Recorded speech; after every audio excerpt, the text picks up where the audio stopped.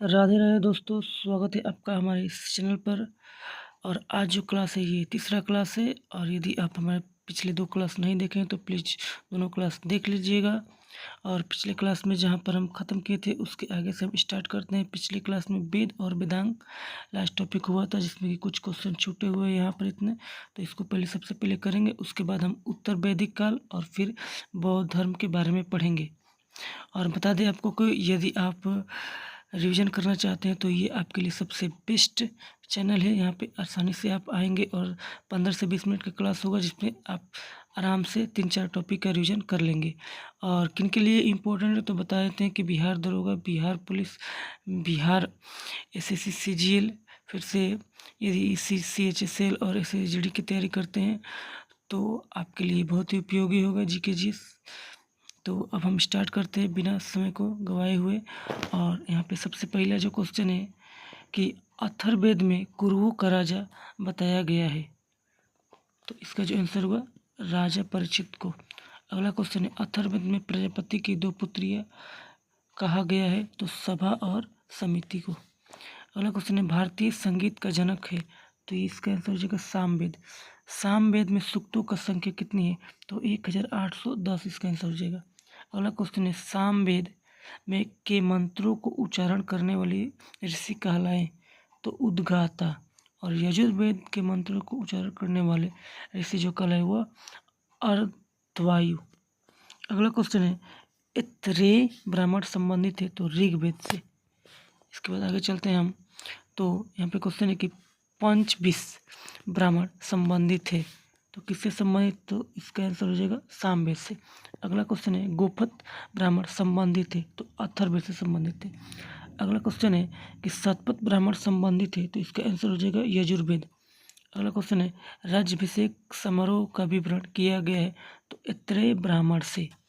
तो ये यहाँ पे ये टॉपिक कंप्लीट होता हुआ अब अगले टॉपिक के चलते हैं कि उत्तर वैदिक काल। अगला टॉपिक हमारा है उत्तर वैदिक काल। तो इसमें पहला क्वेश्चन है कि थोड़ा सा बड़ा कर लेते हैं। और क्वेश्चन है कि उत्तर वैदिक काल के संबंध में जानकारी मिलती है, तो कहाँ से मिलती है, तो सामवेद से, यजुर्वेद से, अथर्ववेद से, तीनों जगह से हमें उत्तर वैदिक काल के बारे में जानकारी मिलती है। अगला क्वेश्चन है गोत्र शब्द की उत्पत्ति कहाँ से हुई, तो उत्तर वैदिक काल में गोत्र शब्द की उत्पत्ति हुई है। अगला क्वेश्चन है उत्तर वैदिक काल के प्रमुख देवता कौन है, तो प्रजापति।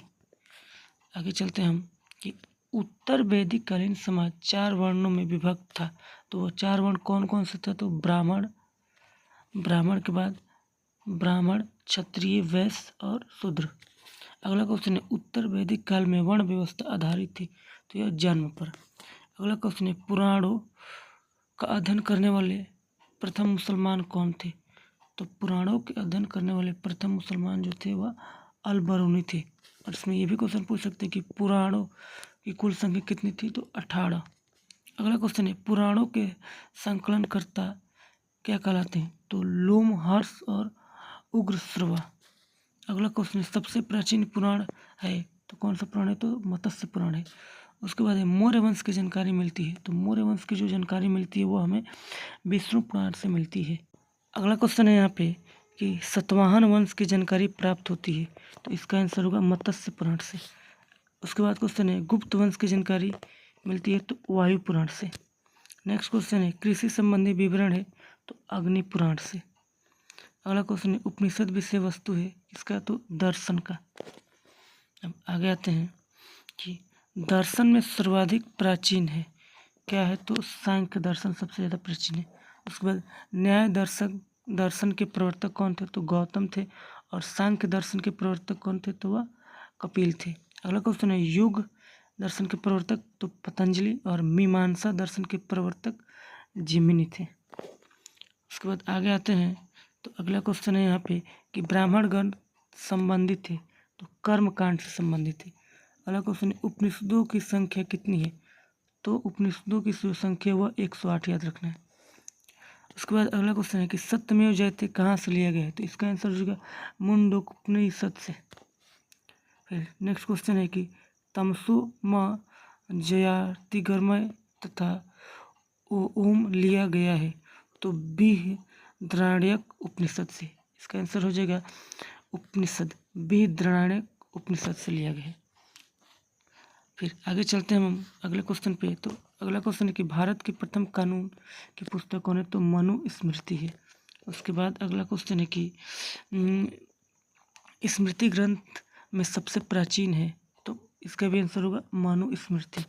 नेक्स्ट क्वेश्चन है मनुस्मृति मानक ग्रंथ है किसका? तो शुंग काल का ग्रंथ है। उसके बाद क्वेश्चन है कि प्राचीन हिंदू विधि के लेखक कौन है? तो मनु। उसके बाद अगला क्वेश्चन है भारत का प्रथम महाकाव्य रामायण। उसके बाद रामायण के रचयिता तो आप सभी को पता होगा कि महर्षि वाल्मीकि। और भारत का सबसे बड़ा महाकाव्य, तो इसका आंसर होगा महाभारत। उसके बाद हम आगे चलते हैं।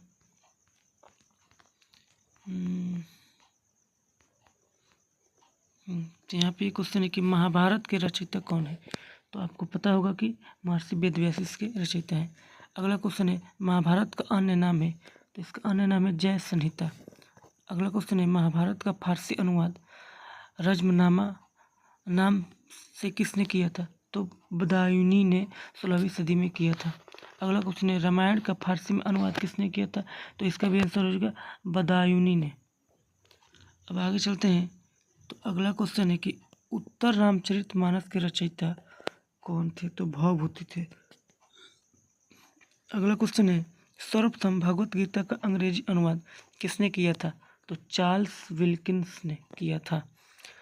उसके बाद क्वेश्चन है कि 4 वेदों का सम्मिलित रूप क्या कहलाता है? तो इसको कहते हैं संहिता। तो ये खत्म हुआ। अब नेक्स्ट टॉपिक पे चलते हैं। बौद्ध धर्म के बारे में पढ़ेंगे हम लोग। तो बौद्ध धर्म में जो सबसे पहला क्वेश्चन है वो ये है कि बुद्ध जन्मे थे, तो यानी बुद्ध का जन्म कहाँ हुआ था? तो लुम्बिनी में हुआ था और 563 ईसा पूर्व में हुआ था। अगला क्वेश्चन है बुद्ध के जन्म का प्रतीक क्या है? तो बुद्ध के जन्म का प्रतीक कमल एवं सांड है। अगला क्वेश्चन है बुद्ध की मृत्यु कहाँ हुई थी? तो कुशीनगर में हुई थी 483 ईसा पूर्व में। अगला क्वेश्चन कुशीनगर थी तो ये मल्ल गणराज्य की राजधानी कुशीनगर थी। बुद्ध की मृत्यु की घटना को क्या कहा जाता है? तो बहुत ही इंपॉर्टेंट क्वेश्चन है ये। इनकी घटना को कहा जाता है महापरिनिर्वाण। अब आगे चलते हैं हम अगले क्वेश्चन पे। तो बुद्ध के पिता का क्या नाम था? तो बुद्ध के पिता का नाम था सुधोधन, शाक्य कुल के थे ये। बुद्ध की माता का क्या नाम था? तो महामाया देवी इनकी माता का नाम था, जो कि कोली वंश की थी। बुद्ध का अन्य नाम था सिद्धार्थ और तथागत इनका अन्य नाम था। उसके बाद बुद्ध के प्रथम गुरु कौन थे? तो अलार कलाम थे इनके प्रथम गुरु।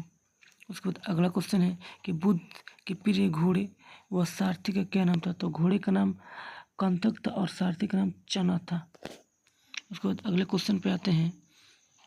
तो बुद्ध के गृह त्याग की घटना को किस नाम से जाना जाता है? तो इसको कहा जाता है महाभिनिष्क्रमण। अगला क्वेश्चन है बुद्ध के गृह त्याग का प्रतीक क्या था? तो इसका आंसर हो जाएगा घोड़ा। उसके बाद अगला क्वेश्चन है बुद्ध का प्रथम प्रवचन कहलाया? तो प्रथम प्रवचन जो कहलाया वह धर्म चक्र प्रवर्तन। उसके बाद अगला क्वेश्चन है बुद्ध को ज्ञान की प्राप्ति हुई थी? तो बोध गया में निरंजना नदी के तट पर पीपल वृक्ष के नीचे। तो बोध गया में निरंजना नदी के तट पर। उसके बाद अगला क्वेश्चन है कि बुद्ध के प्रथम उपदेश, बुद्ध ने प्रथम उपदेश दिया था तो कहाँ दिए थे? तो सारनाथ में इसका आंसर हो जाएगा। अगला क्वेश्चन बुद्ध ने उपदेश दिया था तो पाली भाषा में, यानी किस भाषा में दिया था? तो पाली भाषा में। बुद्ध ने सर्वाधिक उपदेश दिए थे श्रावस्ती में दिए थे। अगला क्वेश्चन बुद्ध ने अंतिम उपदेश दिया था कुशीनगर में अंतिम उपदेश दिए थे। अगला क्वेश्चन है कि बुद्ध के उपदेशों का वर्णन किस में मिलता है? तो सूत पिटक में मिलता है। उसके बाद अगला क्वेश्चन है कि संघ में रहने वाले बौद्ध भिक्षु के लिए बनाए गए नियमों का संकलन कहाँ है? तो इसका आंसर हो जाएगा विनय पिटक में। उसके बाद अगला क्वेश्चन है बुद्ध ने अपना अंतिम उपदेश दिया था तो सुभद्र को। उसके बाद अगला क्वेश्चन है बौद्ध ग्रंथों में सबसे प्राचीन ग्रंथ कौन सा है? तो त्रिपिटक सबसे प्राचीन ग्रंथ है। नेक्स्ट क्वेश्चन पे चलते हैं। तो त्रिपिटक ग्रंथ है तो बुद्ध के उपदेशों का संग्रह है। अगला क्वेश्चन है बौद्ध धर्म के त्रिरत्न कौन थे? तो बुद्ध, धम्म और संघ थे। तो अगला क्वेश्चन कि बौद्ध धर्म ग्रहण करने वाली प्रथम महिला कौन थी? तो गौतमी थी। उसके बाद अगला क्वेश्चन पे चलते हैं। तो बुद्ध चरित्र की रचना किसने की है? तो इसका आंसर होगा अश्वघोष ने। उसके बाद पाली केनन मूल ग्रंथ है किसका, तो बौद्ध धर्म का। उसके बाद अगला क्वेश्चन, गंधार कला संबंधित है, बौद्ध धर्म से संबंधित है। अगला क्वेश्चन, अजंता की गुफाओं में किस ग्रंथ का चित्रण है, तो जातक, यानी बौद्ध का पवित्र ग्रंथ जो जातक है उसका जो चित्रण है अजंता की गुफाओं में है। उसके बाद अगले क्वेश्चन पर चलते हैं, तो बुद्ध के पुनर्जन्म की कहानी है किसमें, तो जातक में।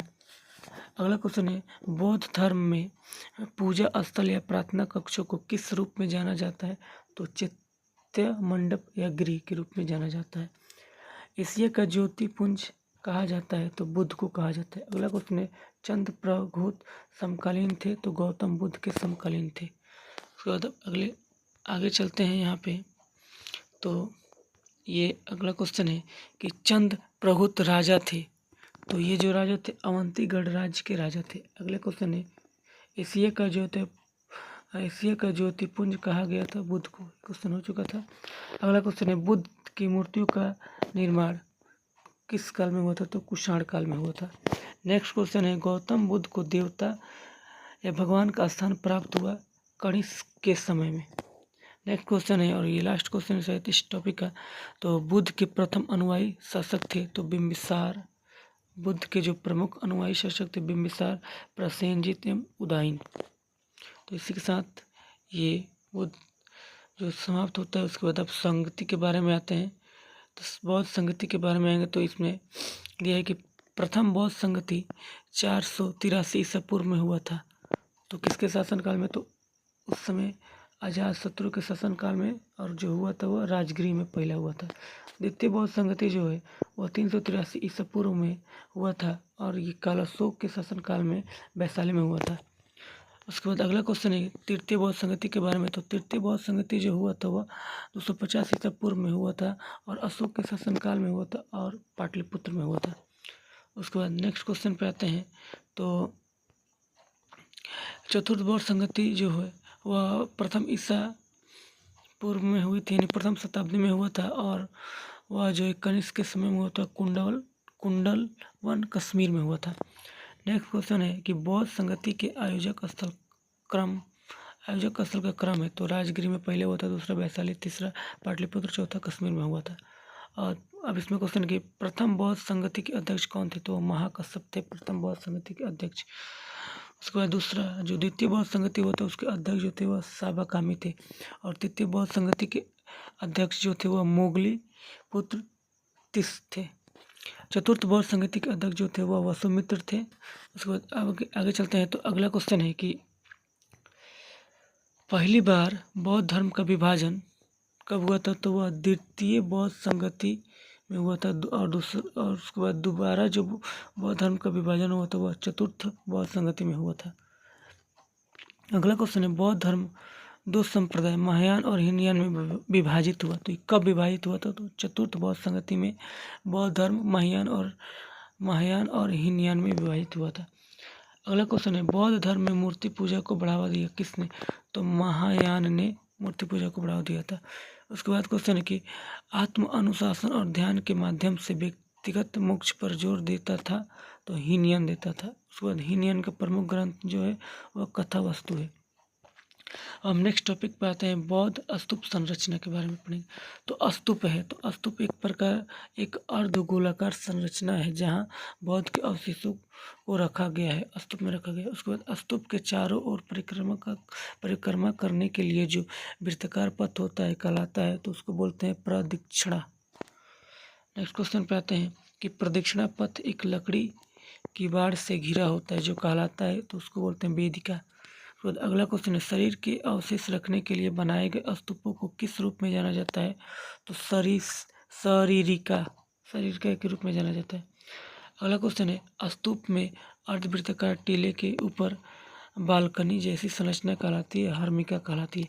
अगला क्वेश्चन है, हर्मिका के ऊपर एक छत्रनुमा संरचना होती है जो कहलाता है इष्ट। उसके बाद जो अगला क्वेश्चन है वह अर्धवृत्ताकार गुंबद को घेरने वाला गोलाकार छत या रेलिंग क्या कहलाता है, तो इसका आंसर जो हो जाएगा वह मेदी हो जाएगा। तो इसी के साथ आज तीसरा क्लास समाप्त होता है, और वीडियो अच्छी लगी तो प्लीज़ चैनल को सब्सक्राइब कर लीजिएगा, और लाइक कर दीजिएगा और मिलते हैं आपसे नेक्स्ट क्लास में। तब तक के लिए जय हिंद, धन्यवाद।